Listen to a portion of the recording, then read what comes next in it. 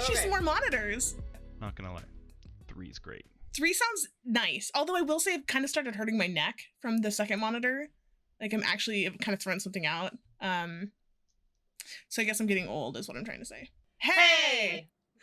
We are two sisters. By marriage. Who love to talk about stories. From writing fiction and creating elaborate plot lines in D&D.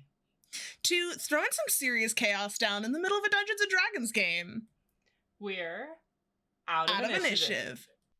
Today we have a very special guest, friend of the show, our first guest, actually. I'm super excited to welcome friend of the show, Kyle. Hello, I'm Kyle. I've been in the campaign with Morgan and with Sarah for 2 years. It's been over 2 years. I think So. Oh my god, is that right? Yeah. Okay, yeah. Pretty insane. But I play a character named Senka in our codename Plushies campaign. And then I play another character, Ollie, in our Icy Hots campaign. So our plushie campaign started as Waterdeep Dragon Heist, and I don't like modules. I like the chaos. So I've moved us fully into homebrew. I started calling them plushies because everyone picked a character that I kind of wanted a stuffed animal of. And then our other campaign, Icy Hots, run by my husband Isaac, is Icespire Peak, but we couldn't call it Icespire because this group is real freaking horny, so they're just hot for each other, so we just call them the Icy Hots. And both groups have a lot of chaos, and I wanted to talk today a little bit about chaos from the player perspective and from DM perspective, and specifically how to bring chaos into your game or your story without like ruining everyone else's day. I just have a quick question before we get too far. I have never asked you, Kyle, if you played D&D before you joined our group. So, I had very little experience playing Dungeons & Dragons. Like a lot of people, I started out with Dungeons & Dragons with Critical Role. I watched a crazy amount of it, the full first season, before I ever even tried it myself. So, I did have a very short campaign where I DM'd, but quickly fell apart. But as many games do. Yeah, exactly. And then I was in a work campaign with Morgan. How we met. Yes. And after that, we ended up moving into our campaign. So, collectively, 3 years? How long have you played? 3 years? 4 years? It would have been 2019, so it's probably just maybe 2.5 years total. Okay. Well, I have to admit that you know so much about D&D in just that short amount of time. It's amazing. You're like my go-to person if I need I don't know how to build this character. What does this feat do? So that's amazing that in just a short amount of time. I'll second that. So much. Are you rules minded in general, Kyle, or do you think that it's just D&D, you love it, and that's why you know the rules? Part of it was that watching so much Critical Role, you pick up the rules just inherently. So I learned a lot of the rules that way, and once I started actually playing, I would get really, really invested in characters and try and learn everything about them. So, I think it's a combination of those two, honestly. But so, in relation to the rules, as far as the chaos going, what are your thoughts about alignment? I really... That's a big debate, I feel like. Yeah. I don't like how narrowing it can be, having a set alignment. I think, for me personally, having a really detailed backstory and understanding my character, I think it's way more important for me to focus on what my character would do and what their personality, how that would influence their decision making, rather than trying to stick to a certain alignment. So Yeah, that makes sense. Yeah. yeah. I get really bent out of shape when people are like, but these creatures are aligned XYZ, or this character is aligned a certain way. No, it's a paladin. It has to be like we were talking about this, Sarah, a while ago when we were talking about old versions of D&D, how like if you were a paladin, you had to be lawful good. You had to. Like, you didn't have an option. Hate that. Yeah. Hate that. Yeah. Yeah. So it's nice now, I think, that you can be more flexible in who you want to play, and going back to having just a backstory to guide you more than being like pigeonholed by your chosen alignment or your character's class or whatever. Yeah.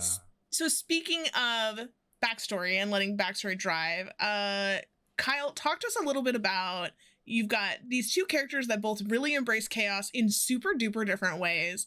And I want to talk a little bit about Senka first, because there's juicy stuff that comes with that. And I'm excited to have you both on the call today to get to it. But talk to me about like Senka's chaos, and also like in your mind what works and then what friction points you've had to kind of shy away from, because I think that we have had some of those, but ultimately like the chaos is like the most fun to me. Yeah, so Senka, for those that don't know, he is a tabaxi bard. I started out with him. I wanted to keep some of the natural, like, cat type behaviors, the chaos that ensues from that. But also, he was so young when like, originally he's from the Feywild, and he was very young when he came to the prime material plane. So that ignorance and not fully understanding a culture that he didn't grow up in, I think kind of sets a stage for him having these ideas of what's normal, and where it might seem chaos to the individuals around him, he's like, this makes a lot of sense to me. So. And we've talked a little bit about him, like, again, like the culture shock from coming to the Feywild and the material plane. Some of that came with the, like, I don't know what the laws are here. I don't know what the rules are here. I don't even know how stuff works here. So that sort of like experiment and then react. And he, I mean, I think you can speak to this a little better, but Senka really pushes boundaries and then like, oh, got it. That's where that line is. Now I know. And that sort of reciprocity, like, I think really brings a lot of dynamic growth to the character periodically. Yeah, I think part of building any kind of chaotic character is being able to put your character in situations that inherently are going to cause character growth and character development. Because in the very beginning, Senka is this very chaotic, and just he'll do whatever he wants. He grew up in a village that he could kind of get away with whatever he wanted. So now that there's consequences for his actions, he's kind of slowly learning, what it's like to be in a normal society within our, is it Faerun? Yeah, we're on Faerun. Yes. So it's been a really interesting journey for him. I don't like characters that are two-dimensional, so having Senka grow with his experiences has been really important to me, and having those really impactful character development situations it's super important for me as a player. When you're talking about like experiences, like I know from playing in the campaign and different sessions and stuff, can you think of any time where it felt like you almost went too far with Senka, or you made a choice that played out better in your head than actually what happened? And then if you could think of one, what you did to kind of correct it, or if you could even correct it. I think something where I felt like I almost kind of went too far was when we were originally in Waterdeep. We got access to a magical item called the Stone of Galore, and Senka thought he had a great plan with it. He thought he could accomplish a lot with it, so he stole it. And for those that don't know, the Stone of Galore has a very powerful entity trapped within it, and it's not always going to be super forthright with the information. So he tried to steal it from the party, and he ended up getting chased down by his party members and shot once. An attack. Maybe That was the first time More. you tried to steal it. I thought you were talking about more recently when you stole it. That's right. That was. Was it like a non-lethal? I feel like they were just trying to stop you. Well, there was an arrow that went through his shoulder. Oh, okay. From one of the players, Waldron. And I would like the rules lawyers out there to know that I'm the DM for the session, and I recognize that you cannot do non-lethal damage with a ranged attack. You can only do non-lethal. Rules is written. I would allow like pulling punches, like I would allow like some wiggle room in there, but like technically you're called non-lethal and you fire an arrow, and if it does enough damage, it does enough damage. Yeah, it's not like you can slow an arrow down. You know, it has to reach. Yeah. Has to reach who you're shooting at, so it's not like you can slow motion or something. Yeah. That'd be sick. That would make though. sense. It would be. Okay. Really, Yeah. So, really, I'm just super impatient and would like to talk about, speaking of experiences for Senka, I want to talk about him developing feelings for the wrong people, and then also possibly the wrong people. So I thought originally it felt like the right person, in my defense. If we're starting off with a character named Ella. Oh, I love her. My favorite NPC. Not my favorite NPC. I like all of them equally, but like, she's a good little NPC. She is really good. Yeah. Morgan brought her into the campaign as a means of familiarity for Senka. She was also a Tabaxi from the Feywild, and shared some of the same backstory plot points, I suppose. And that familiarity turned into an attraction, and it was sad because he was too afraid to move on his emotions, and like in real life, she moved on. And that was a pretty rough go for him. But at the same time, there was another character, Zila, that was interested in Senka, and Senka had no clue whatsoever that she was interested in him. He is very oblivious in that front. So that was certainly an interesting situation for him. Zila, as played by... Oh, that's you, Sarah. That's you. That's me. Yep, that's me. And a fun fact that Zila was probably the biggest thing she liked about Senka was his chaotic nature, his impulsivity, a little bit of his naivety. She kind of liked the innocence that he had, just because he's in a new place and discovering things for the first time. That was kind of, Zila's in her 3rd century of life, and so it was kind of nice, refreshing to be around someone that was just experiencing things for the first time, and she really liked that. So that was a big part of it. But yeah, definitely the chaotic nature was appealing. I think my favorite moment, though, was the turning point. So we have this turning point, speaking of just like leaning into the chaos, where so Kyle, we talk about this a lot in our house. We think that you're a phenomenal role player, and we really enjoy like what you bring to sessions, because instead of being like, here's the first thing I've thought of, it was like, here's what I thought of, and here's what this character would do. And also sometimes there's this other layer, I don't know how your brain moves this fast, of like, oh, you know, it'd be really funny. And never like at the detriment of anyone else. You're always like, you're really conscious about like, like, I know you two exchanged a lot of messages with like, oh, I think my character's developing feelings for you. I don't know how my character feels about it. And like, you guys had a lot of like consent discussions, which I think were really critical when you have like inter-party romance.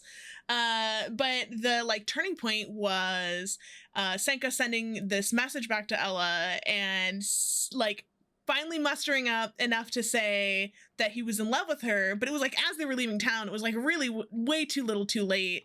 And then like starts to admit it and then backpedals, and it came out as the most quotable quote from our games, which is "I love you, friend." And I will say, from Ella's perspective, it did break her heart, and then she moved on because, you know, we do. And Zila had to like listen to that. She was like, she had feelings for him, she had to listen, and it was like watching a drama. I just, where's my popcorn? We record a lot of our games, and I don't think we recorded that one. No, that was too early. But I remember Zila wondered if there was something going on between the two, and we were all getting ready. The party was getting ready to leave, and she's like, "Hey, are you just gonna leave your friend without saying goodbye?" Like, and I think Zila, I purposely wanted him to say, "You gotta say goodbye, right?" And then to see, because I didn't know if they were just friends, and for a while I actually thought they were like cousins or something. I didn't even know. Yeah, all Fate Tabaxi related. Yeah. And so then, yeah, that was a great moment, and kind of like, oh, okay. I think you were on the cart. He was on the cart with everyone else. Like, as they were driving along, like they're bumping along in the cart, like heading out of town, and he's like having this really, like, to a sending stone in a ring, like having a really intimate conversation that ends with like him absolutely botching the landing, and everyone's like, "Ooh, buddy, yowza." I think that's like peak D&D, is sending messages in front of the whole party all the time. Like, you never have privacy. You're having like private calls. It's always, because you're always traveling together. You're always doing stuff together. So it's not, you can like go into another room, I suppose. But yeah, it was thinking back to that. It's like, it's so funny that Zila kind of, you know, pushed it along, the curator, if you will. And yeah, he was trying to express his feelings, and just the whole, he said the "I love you" words. He was the first one to say it, and he backpedaled hard as soon as it came out of his mouth. It's like, friend. Ooh. So, yep, he's an awkward little taco, that's for sure. He is. You know who's not an awkward taco, though, is your other character. Well, he's kind of awkward, too. In like a totally different way, though. Ollie from our other campaign is a totally different type of chaos. Talk to us a little bit about that, how we built that character, and how you bring chaos with him. Yeah, so Ollie, he is a human blood hunter, and he, with every character that I make, I bring a little bit of myself. It makes it a little easier to roleplay. He's certainly my stubbornness and competitiveness, just like really turned up a notch. But essentially, our backstory was that we had a really rough childhood. My sister, Morgan. Oh yeah, that's me. Not in real life. Not in real life. But in character. She was inherently born with magic. She was a sorcerer. And Ollie always resented that. And he spent his entire life trying to be as powerful as he can. So it's kind of I started it off as like wanting to do one of the min-max builds, but then I wanted a real story reason for why he was doing it. And he went all out trying to get as much power as he could. Mostly out of jealousy. He's more than just a blood hunter. He's a werebearer also. So you've got that added into the mix. Yeah. And what is it when we get in sometimes fights, he'll like lose control, or what exactly is that? So that happens? As a part of the blood hunter class, you can go for the path of the lycanthrope, or something of that nature. Basically, you're a were creature, and part of the class features is if you're under half health, you can potentially go into a frenzy and attack the nearest target. And I've really tried to lean into that as a story piece because I think it's amazing, and he just would love to fall on his sword at any given moment to show how good he is. So So, are you looking forward to the day you attack another party member because of character growth, or is it just we talk about this a lot because Yep. I We play do, a yeah. sorcerer, his sister, and I have like 24 hit points at level 5. Like I'm like the squishiest thing. I think I got insta killed in like the first session. Like as a You low did. level, like Yeah. the Yeah. Zurin, the Goliath fighter got in there and like pulled a thing, and like an explosion went off and it like instantly killed her. She like didn't make the save, and then it was just done. And like we had to do some like, oh well, you know, a thing happened and fix it, because like, so from the DM perspective, chaos, like a player making a poor choice and ending up in a situation where they get themselves killed, is like kind of on them. But another player making a choice, like not realizing something's trapped, like he genuinely was not trying to hurt anybody. He was just like, cool, a shiny thing, I'll pick it up. And then like my character dies in like session 1 or 2. That's the kind of chaos that's like, that no one was having fun at that point. Like there was a moment of like, well, shit. And Isaac, the DM, was like, okay, let's find a way to fix this within the parameters of the rules, and we made it work, and it was great, and nobody felt like he hand waved anything. I can't remember if she fully died or if she was just bleeding out. I think she was just bleeding out. Yeah, but as far as character death goes going forward, we've had a couple of conversations about how I secretly really love, not secretly because I'm saying it on the podcast right now, I kind of love the idea of Ollie going into a blood rage and accidentally killing his own sister, because like the trauma, the drama, everything, it would be so good. And like, I love this character. I don't necessarily want her to die, but if she was, it'd be really funny if it was by her brother, the werebear.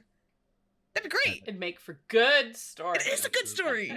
And there was a point where Ollie was having dreams, and one of the dreams was him seeing a floating body in front of him, and it was his sister, and that's what pulled him back out of the rage. And I think if Ollie ever killed his sister, I genuinely don't know what he would do at this point. I think some of the best role playing happens when I'm not expecting it, and when I'm just completely winging it. And I think it would be a really sad, but I think there would be a lot of development that would happen from that. You've talked a lot about, like, in general, just like greater, broader conversation, not necessarily just today, about how character development is, like, character growth is something that's so fundamental to you. Do you come to a character and say, like, okay, here's where Ollie started, here's where I want him to end? Or do you go in and say, like, let's just see where this takes us? I know I want him to grow, and these are his flaws or his faults. I think there's no end goal in sight for Ollie.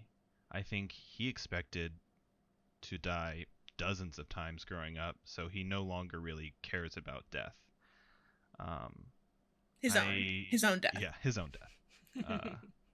Or most people other than his sister, but that's a different story. I think he's attached to Ruby the cleric because the cleric could bring, as played by Sarah, because the cleric could bring Saf back if she dies. Mm-hmm. Mm-hmm. Ollie definitely has a weird relationship with Ruby. It started out as fear, because Ollie is not the nicest individual. Plus the werebear thing. Yeah, the eventual werebear thing. And I think back to the chaos, I suppose. It's just, I think he just wants to be as powerful as possible. I think he'll do anything for more power, partially from the competitiveness, but also because I don't think he ever wants to be weaker than anyone. I don't think he wants anyone to be able to take advantage of him or his sister. I think he wants to be able to take on anyone that he comes in contact with. So in regards to him having no fear of dying personally, as you're playing him, I would feel like he would take more risks, right? Not checking for traps and doing things that would put him in more danger. At what point do you feel like it's starting to not make it fun for the other characters? Like if you're running through a dungeon and he's just running and triggering all the traps and people, The rest like, of us are running from a firewall and a boulder, like, stop! Yeah. And he is just reckless. What kind of caps that for you? When do you kind of hold back on that? So that moment kind of came pretty recently. He historically had always gone 100, 150 feet out, trying to make sure there weren't threats, clear out the path as needed, because we were going on rural pathways. And believe it or not, it bit him in the butt. So there was an ambush. He was alone, nearly died.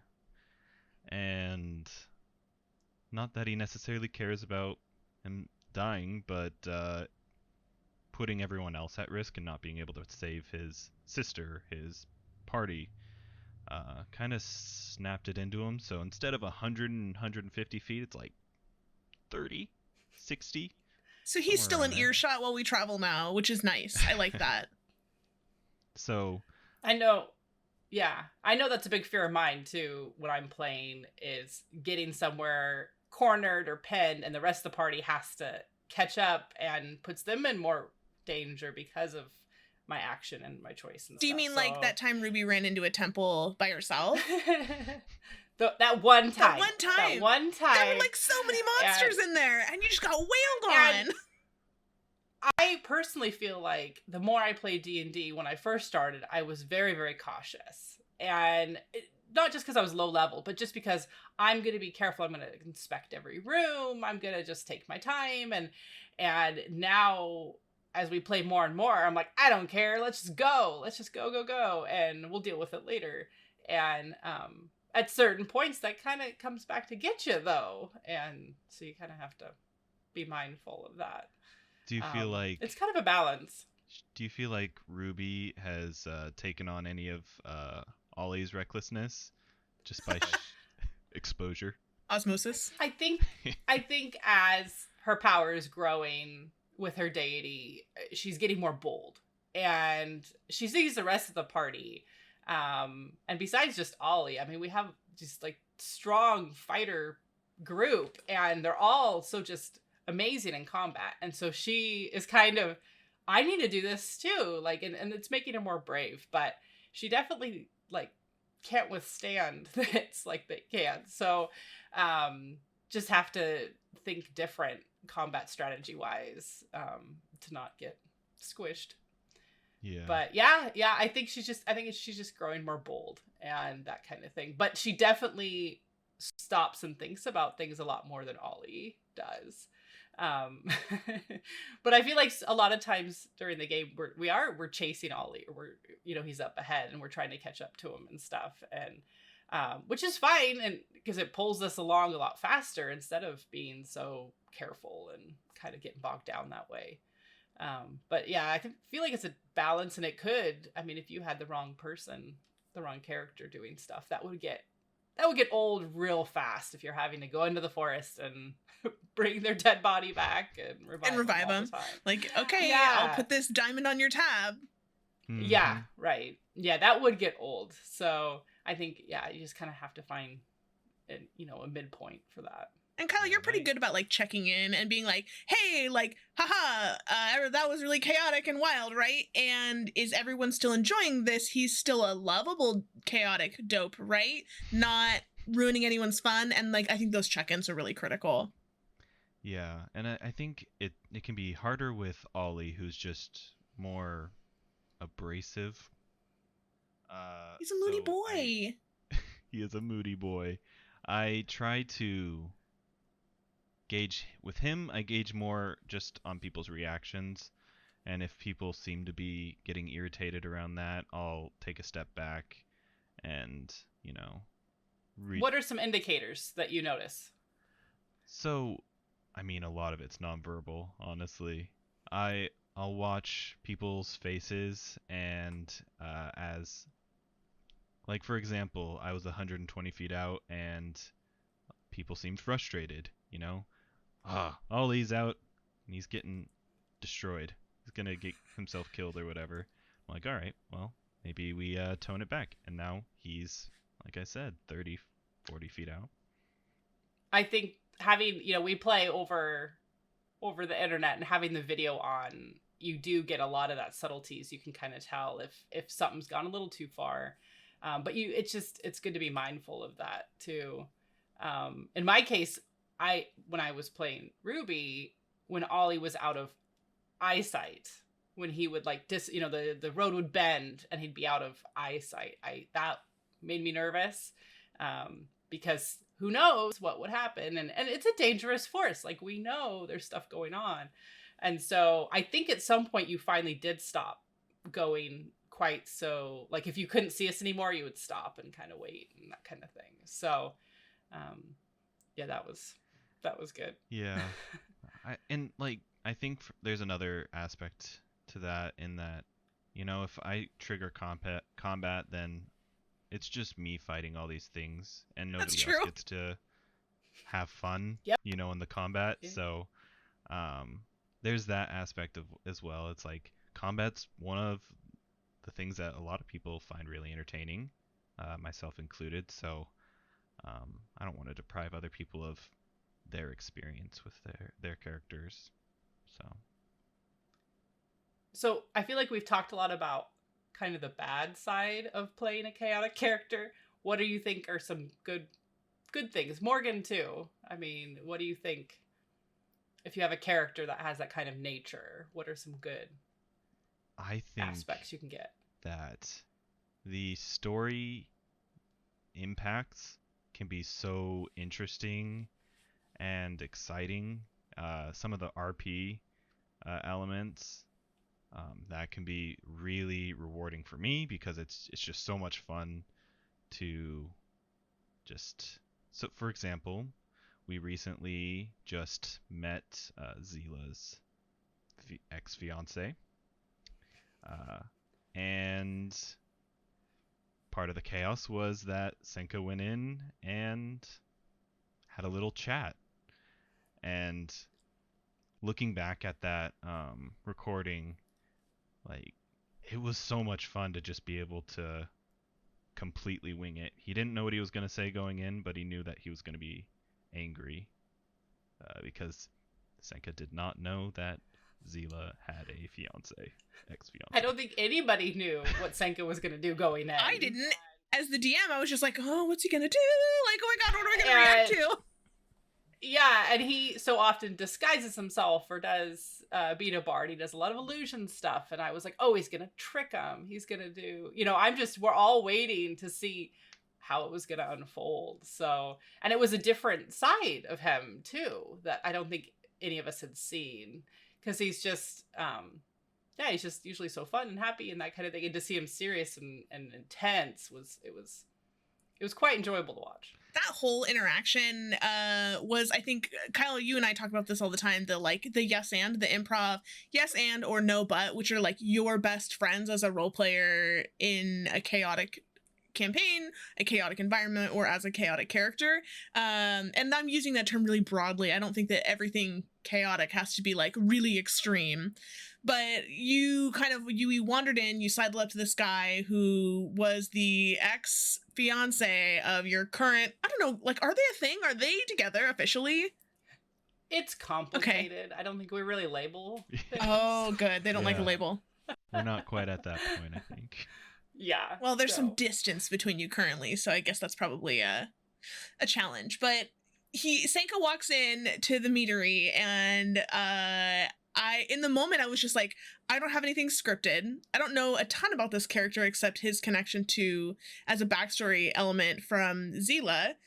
So I'm like, I've got some to work with, but when you're as a DM, when you're working with a character from someone's backstory, there's some parameters that you try to stay within, right? Like, I don't want him to suddenly be like a murderer of children, because like you didn't write that in, and then I'm kind of taking your character and running with it in a way that's like not cool. Like, that sucks. No one wants that. But you know, I want to react. I want to like engage in the situation. So Senka comes in, and he came in really hot. He came in hot, man. He came in like, listen here, bud, you're gonna lay off and you're gonna move on. You better drop that hit you've got against her, or else. You said it way cooler than that. I'm making you sound.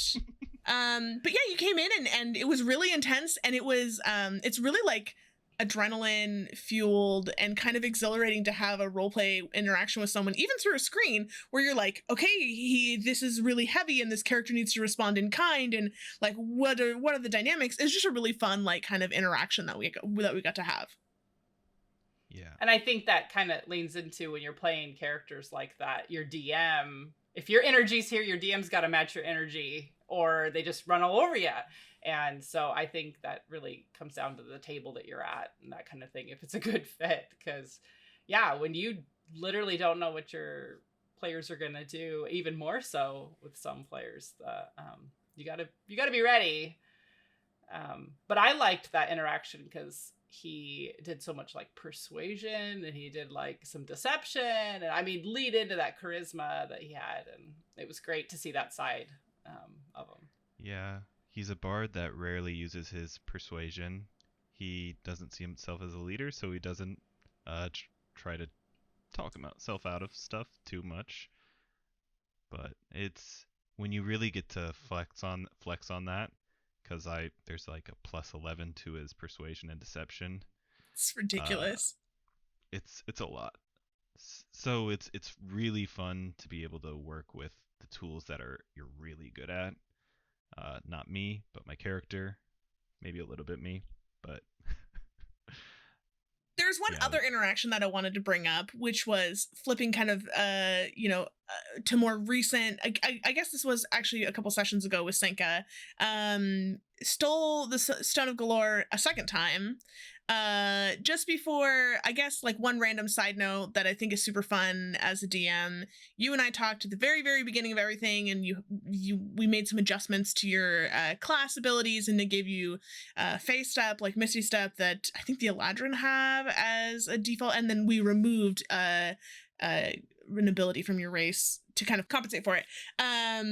And we had agreed that on like a certain percentage or higher, people would see a glimpse into the Feywild, right? And then we know where he's from. Well, this has been going on for 2 years now. Like, everybody's seen into the Feywild while you Misty Steps. But we had also discussed that on a 100 roll, so you need to roll a percentile. I love having to roll random stuff in the middle of like combat. On a roll of 100 with your Misty Step, that he would not only open a glimpse to the Feywild, but actually step through the portal. And we were like, how random. Like, that's the most chaotic thing we could come up with. It'll never happen. And then in the middle of combat, fighting your snot girlfriend's ex-fiance, he rolled that 100. And like you're saying with story, like, it was such a good story moment for everyone to just watch him vanish. And like, they don't know why. The players understand what happened. They understand the like mechanic of what the interaction was. But for the characters to just like not know what's going on was so cool. It was so interesting and fun. And the timing with the story, oh too. Yeah, like you couldn't write, you couldn't script it better. You could not script it better. No. So flipping a little bit, a few days backward after he stole the Stone of Galore from Isaac's character, Baron, Baron was really angry about this. And Isaac and I talked a lot before the session, like, how does he want to react? And what is Isaac, who is not as improv experienced of a player, like, I think he's a great role player, but he also builds characters who, like you're saying, Kyle, are close to who he is as a person. So they're easier to play. He's pretty reserved, he's pretty mellow, and he's ending up with this character in a position where something was stolen from him that he was put in charge of, and he's angry. And we talked about, like, what are the signs that he's going to give me as the DM to say, I'm actually uncomfortable with this fictional conflict. I don't want to have it anymore.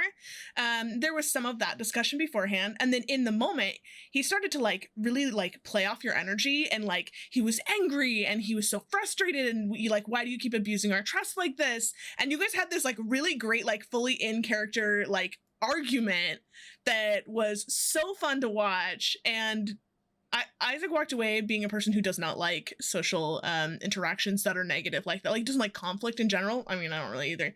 And he was like, that was so cool. Like, it was so nice to kind of experience that in a way that I don't normally do.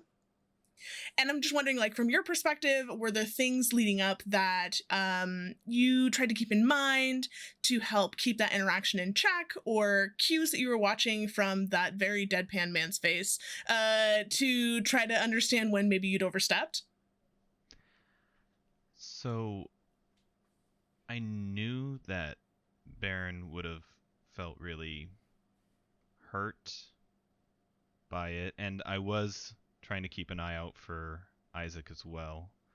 I think Senka felt like it was more important to try this thing than it was to break the trust. He has a mentality of ask for forgiveness, not permission. And in his ignorance, he made a really brash decision. And as the longer he had it, the more he was starting to regret doing it. He saw the connection with the party growing, and that their trust was increasing with him, and he was starting to feel bad. He told on himself and is like, hey, I did this thing.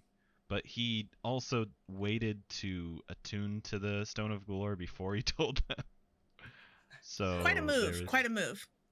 Yeah, it's like, I'm going to apologize, but I'm also going to wait till I do the thing that I want to do before I apologize. And he felt, I think everything is improv for me for the most part. So I will wing it, especially with Senka. I feel like I have to with him. It's really hard to script things for him. And I don't recommend it as a player, unless you have something specific you're trying to say to someone. I don't really recommend scripting interactions. It just comes off as like really forced, and it's never very good. Yeah, the most I'll do is having like ideas that he wants to bring up and focus around that, but I won't write it like a script or a speech. Like, unless it's like a really specific situation. I should clarify, like a monologue, right, is acceptable. Yeah. Like, I need to tell you about this thing that happened in my backstory, and I don't know how to say it, and you know that the character's going to be full of a lot of emotion. It makes sense to kind of like run that a little bit on your own, or like make some bullet point notes. But like trying to script an interaction between two characters, or script how you will respond to something, it can feel really hollow. Yeah, absolutely. That's kind of like with Zila revealing Shit a Fiance. I knew in my head how it was going to be revealed when it came up. And it was great because when it was first kind of brought up, who this person was and why we needed to go see him, she didn't say who it was. They were bad and they were coming after her and we should go get him. And everyone's like, yeah, let's go do that. And then like, as we're traveling, I was like, wait, you don't even know who this person is. And no one even asked. They were just like, oh, she hates Zila. She used to work for her. Like, they didn't push her. And so it was great to kind of drop that as we were already committed and the whole party was on its way. That was great. But what I had planned in my head was not how it went. And I think that's just part of the fun of it. You got to be prepared to flex for sure. Yeah, definitely. It was fun because to that point, Senka fully trusted Zila. He had no reason not to. I know everything about this person. Yeah, obviously. And when that came out, he's like, oh, Just another person I can't trust. And for the listeners out there, Senka stole the stone from Baron, breaking his trust, and within the same session, Zila admitted this and broke his trust. So it was just like this domino effect of everybody revealing the secrets they've It's kept. just okay, So- but like the piece that's like the real clincher here, and this is where like our writing friends would like, okay, take some notes. And I actually see it in the background, Sarah, of your video. There was a moment when the Stone of Galore originally came into this party's grasp, and Zila attuned to it, so she like, you know, connected herself with it so she could ask, you know, get this like knowledge hungry creature like to answer some questions. And It's for legend lore. Yeah, legend right? lore. That's legend lore. Yeah, that's the word. And the side effect of this is the creature may periodically ask to be given to someone else who has more information. And if you don't listen to her, and I kind of gendered the aboleth because I thought it was funny. So she's just like this sassy lady who like is not taking any shit from anybody, which I think is the way you should play all aboleths, actually. And the detriment was if she tries to take over and you fail a charisma save, then you are kind of controlled by her. But if you want to unattune from it and like kind of distance yourself from this like hungry creature, then you had to spend like an hour basically. You couldn't blind. It was if the stone is more than 10 feet away from you. You go blind. I think it was 8 hours. That's right. It was pretty bad. It's a pretty bad one. I'll pretend like it was a Yeah. random roll, but I think I rolled it and saw it and it was like, this is perfect. So Zila is trying to like distance herself from the stone and has lost her vision temporarily. And Senka, gosh, did you like... And you're also overwhelmed by the need to get it back. Yes. So she was blind and like kind of possessed almost to get it back, and the whole party is like trying to keep her calm and settled until it breaks the attunement. So, and then Senka, I can't remember how we even came to the conclusion that we landed on. Are you talking about like what spell he used or what? Yeah. He used Was it Phantasmal so Force? Phantasmal Force, because it appears in the character's mind, is based off of the wording of the spell. So it doesn't necessarily say that they need to be able to see. So he created an image, seeing how much it hurt Zila, and how she felt like she failed, and all these like negative emotions that she was feeling. Senka used this spell to express that the party's here, the party's got your back, the party's here for you. And it was this image of all the party members kind of coming in and giving her a hug and, you know, just being there to support her. it was a great moment. Yeah. So when we had the art commissioned, I wanted that kind of in there. It was great. So cute. And then they were happy for a little while, and then they all betrayed each other's trust, as we spoke earlier. And I just love that we came full circle. It was like bad and then good and then bad again. And I can't wait to see what happens next, because I'm sure it'll be really chaotic. In relation to the Stone of Galore, as far as from the DM's perspective, giving magic items, how much are you influenced? Like, do you think of a magic item and be like, Kyle or Senka or Ollie, or, you know, would really like this, or this would be bad to give to them? It's about... I mean, how much... It's like 50-50, I think, for me. So that particular item is, sorry, spoilers, involved in Waterdeep Dragon Heist. And the party like comes upon it that way, and then you guys just kind of kept it, which I think is both a risk and a boon. And then sometimes like magic items is like you guys will ask for something and I'm like, nah, that seems reasonable. I've got this sane magic prices PDF that I just kind of have on speed dial at any time. So when you guys are like, oh, a magic vendor, do they have XYZ? And I'm like, that's not unreasonable. They should have a superior healing potion. Here you go. There's a price. and with markup, of course, because like they've made plenty of money. Although I do recommend throwing a Dracolich at the party who threatens to kill them all unless they give up a bunch of wealth. That was really fun for our in-person session back in June. Anyway, I'm off track here, but it's sometimes I'll be looking through that sheet when you guys are like, a magic vendor, I want some stuff, and you'll rattle some things off, and then the group will be like, what do we want? What else? Shopping's always kind of a little bit tedious, and I'm skimming through the list and I'm like, ooh, that would be really fun. I know what that item is.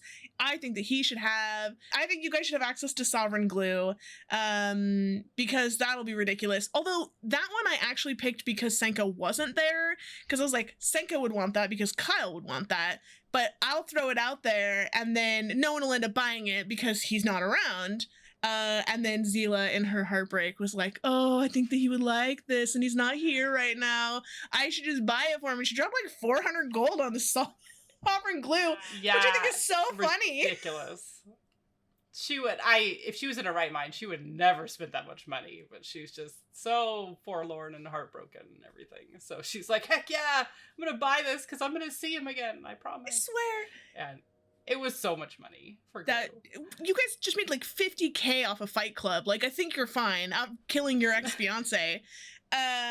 So the other component though is I do also love to do custom magic items for the party, and that's like in talks with each individual player.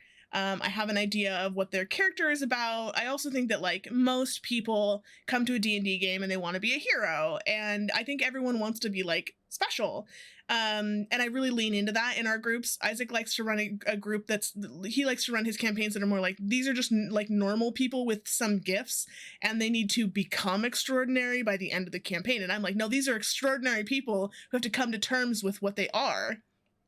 So that's kind of a fun dynamic. But I've like sort of custom made, I think Waldron's item is like my favorite one. And so basically like he has the ability to like move between planes, and they called it the Walker of Worlds. And he's got this like cool bow that has like, at first he had just the arrows and they were a void arrow, which is an item that I had like tweaked from the Griffin saddlebag. And then that grew into a bowstring that he restrung his bow with, and then the bow broke, and then the shadowy version of the bow emerged, and like it was just kind of like a really sick like Matt Mercer does the like Awakened Exalted, like the 3-tier magic items, and I just thought that was like really super fun. And so I kind of mapped out like the trajectory of what I wanted your guys' items to do, and then had a sort of rough outline, and then as the story is going I just sort of modify like, oh, they've kind of taken a different route. Like if Waldron decides that he wants to go hang out with the Harpers, then we'll pivot a little bit and then his item will change or his character will change, or like, like something will happen. So like Senka's item, Soulreich the dagger, like I had a vision originally and then like he kind of changed a little bit, so then now the magic item changes. But I really like to, that's what I like to spend my time on as a DM in terms of prep, not any of the important stuff like the maps or the enemies or the voices, or no, none of that, just the magic items. Do you feel like if you ever gave one of the players, like you homebrewed a magic item or you found this magic item and you felt like they were abusing it or they weren't using it the way you wanted, you would ever go back on that, somehow make it break? Or I mean, do you feel like it would just be what it is? Good question. I think because sometimes I do brew things a little strong. We've got a couple things working for us here, which is, first of all, sometimes the items are so strong, and when I give it to you, I'll be like, hey, this might be broken, so let's touch back in after you've used it a few times, and then if we need to tune it a little bit, we can. I'll use Waldron again as an example. Like his bow was supposed to, the arrows were supposed to do the regular D8 from the longbow and then an extra D10, but the way it showed up in D&D Beyond was like really complicated and like not working very well, so I just changed it to 2D10. Because that was just easier. And he's a rogue and they don't get a second attack, so it makes more sense that he would have a big hit and the sneak attack dice, and then like when he wants to do a big hit, that's what he's got. As far as tuning it back down though, like, or more forcing it to break, I don't think I'd ever do that. Instead, what I've done is just give you guys way too many magic items, and then everyone forgets that they have them, and then I can be like, I gave you everything you want. What I don't understand. I'd be curious to know how many parties are out there like that, where their bags are just full of stuff and they forget what they have. Because I do that routinely. And, oh, I do have this. And, oh, yeah, that tattoo communicates with my deity, doesn't it? Yeah, I should probably use that. I mean, it's funny with Silraish is going with magic items. The thing I use the most isn't his attack. It's he can detect thoughts, and uh, yeah, I've definitely used that so much, and I mean, it just it's so much fun to add little things that just add nuance to your character and make your character that much more unique, in what they can do. And I think you've done a really good job of that, Morgan. Oh, thanks. That's really nice of you. I think detect thoughts is a really difficult one for me to have thrown in there, because sometimes it'd be like, what's that NPC thinking? What are their surface level thoughts? And like, that's a lot of stuff I didn't have to think about until just now. But it challenges me, and I think that's really fun. So give us real quick, like 2 or 3 tips for a player on wanting to add a little more chaos to their character, whether their back sheet or just in their day-to-day play. So I think the most important thing is making sure your party feels comfortable with your chaos and checking in with your party. I think have a general idea of what you want to do, but kind of let the story and, environment kind of mold that a little bit.